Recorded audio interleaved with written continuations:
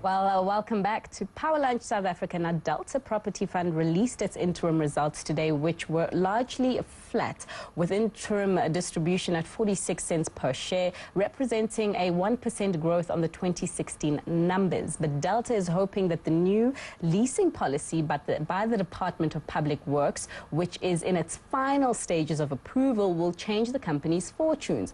Sandile Nomvete, who is the CEO of Delta Property Fund, joins me now for more. Sandile, thanks so much for your time. Thanks, Fifi. So perhaps we can actually kick off there with an update of where that contract with the National Department of Public Work stands.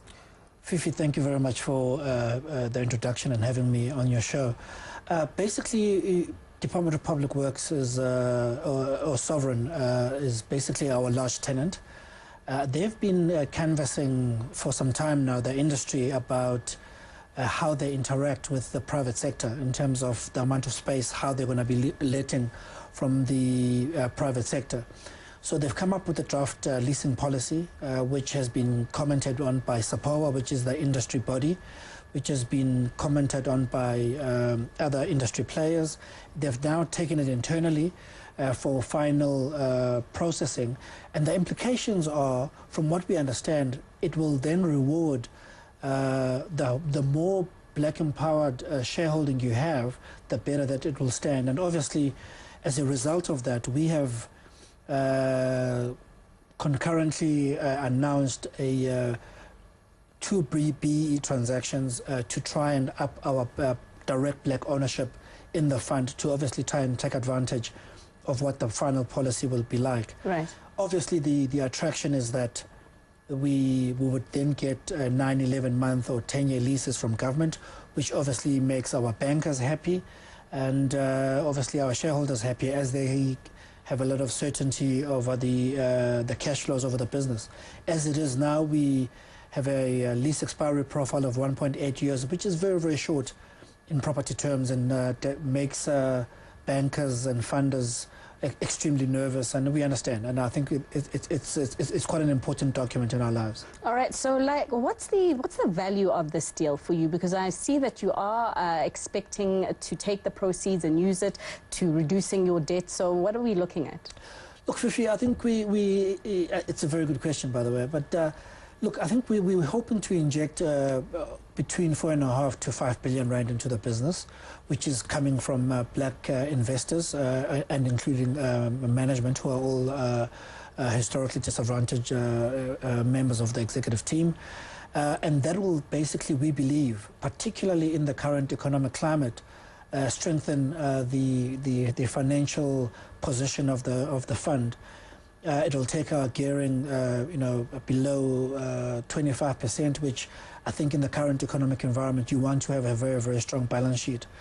But more importantly, it will also allow us to fund our capex. We've got quite a huge capex regime in terms of we need to spend about 600 million over the next 36 months on our building, on our buildings around the country. We are represented in all 9 provinces, so it's quite important that we have a strong balance sheet. And then, when are you expecting an announcement on this deal?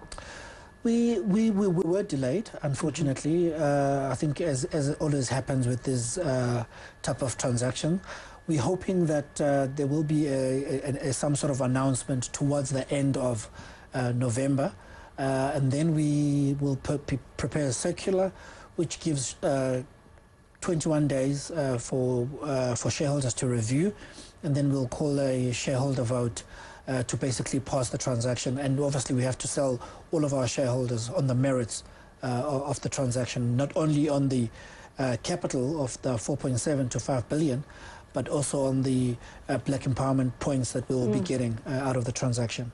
Well, November is not too long away, but you did increase your hiring, and as you alluded to, you did make some changes at board level. So what is that composition looking like in terms of black ownership and female ownership there, or female representation at board level? Another good question, Fifi. Yeah, actually, I'm now chairman is a very big proponent on empowerment and particularly women empowerment, and it's something as a fund historically we've always fared very well. Actually, as we sit with probably about 60% of our board being a woman, and very capable woman, very aggressive woman, which it makes for very good interactive discussions. With the balance of the board, I think we basically meet the empowerment credentials, I think second to none. Probably we have one of the most empowered boards, certainly within the property space on the JSE. A very comforting news there, because the CEO of the South African Black Property Practitioners Institute was once quoted saying, as the industry is very male and pale, so 60% is a very, very good in terms of female ownership. But let's just reflect on your numbers now. So you did achieve some growth in your distribution despite the tough conditions you've alluded to. But it looks like things could have been a little bit better had it not been for that disposal of your UK investment and some losses on the swap contract. So tell us a little bit about that. Obviously, I think, you know, there's two ways that the board looked at it. You know, we sold our UK assets just before Brexit, and I think we're of the view that we sold just at the right time, because subsequently property values have come off significantly in the UK. That was, you know, obviously not core to us. I think whilst it was quasi-government, it was two assets that had local government buildings in the UK. It was not adding too much of an impetus. The swaps, I think, is a matter of pricing. It goes back to our lease expiry profile that we have. Banks take a dim view on the short lease expiry profile. And that's why we've been engaging not only with the Department of Public Works but National Treasury to make sure that they bring back long-term leases, because it's a knock-on effect. You know, if we as landlords are getting long-term leases, we can invest more in the CBDs, which obviously stimulates the economy. So we are at pains to draw this out to not only our tenant, National Department of Public Works, but to our colleagues at National Treasury as well. I'm glad to say that I think we are finding they are listening, and hopefully we can see more positive news as they head off into February, into the main budget speech. All right. And before we actually break down that main budget speech, I see that you have concluded new swap contracts, more expensive swap contracts, longer term. So tell us a little bit about that too. Yeah, I think that's you know, again, what we're trying to do as a management team is to try and mitigate risk. So part of the risk is, if your debt is too short, that means it can spike up too much, and that gives investors very, very uncertain. So the reason why we've basically signed those swaps for a longer period is to give certainty to shareholders about the level or the cost of our debt going forward, particularly if there's talk of a sovereign downgrade that may obviously impact our costing. And it's something that is obviously, as you would have seen from our results, 75.6%, 75.9% of our income comes from sovereign underpinned, or from government or state-owned enterprises, government departments, local government. So government plays a big has a big say in terms of what our business or the health of our business looks like. And in terms of a government's big role to your portfolio, I mean, what was your perception of the budget delivered by the Finance Minister last week? I think it was factual. I think we're obviously seeing it that from a rental income perspective, we've seen rentals come off significantly from when Delta listed some 5 years ago now.